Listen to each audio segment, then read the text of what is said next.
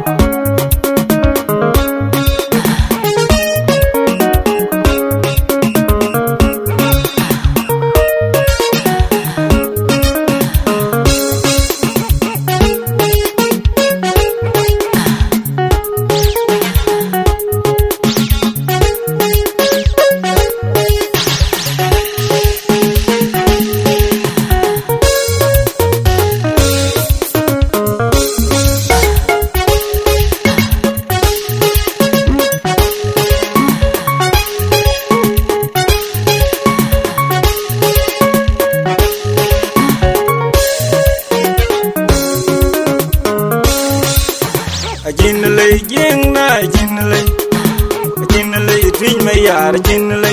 ku ban jing na wonji ti jano mari chabab na ga jinle jing na jinle ku ban jing na wonji ti jano mari chabab na ga jinle agarang nyal wonji ti jano mari chabab na ga jinle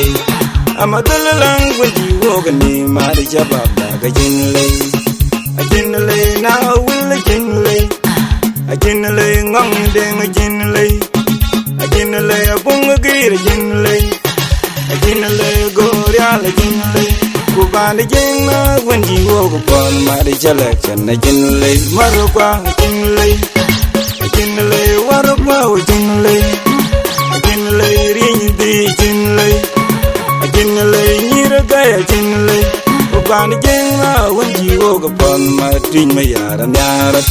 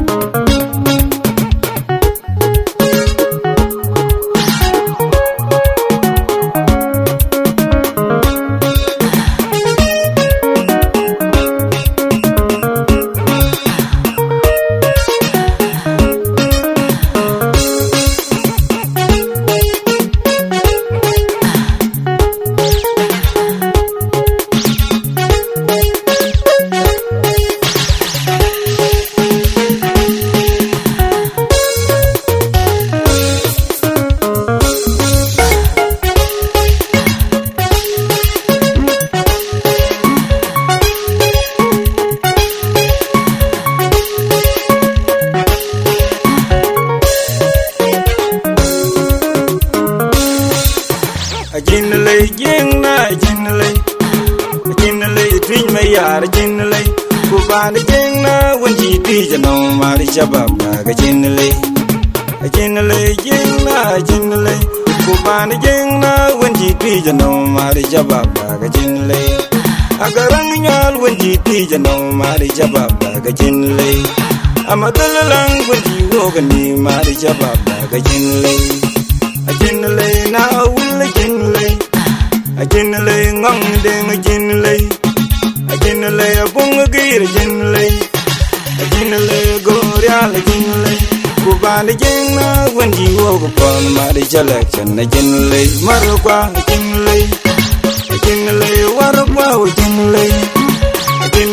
rindi jinle nyirga jinle ku ban jeng na wen chi wo ga pon ma tin me yara nyara ajirgadu no na dera chirgadu ban man no na chirgadu yan bol chirgadu ban jababa chirgadu medina chirwali dom na chirwali no na dera chirgadu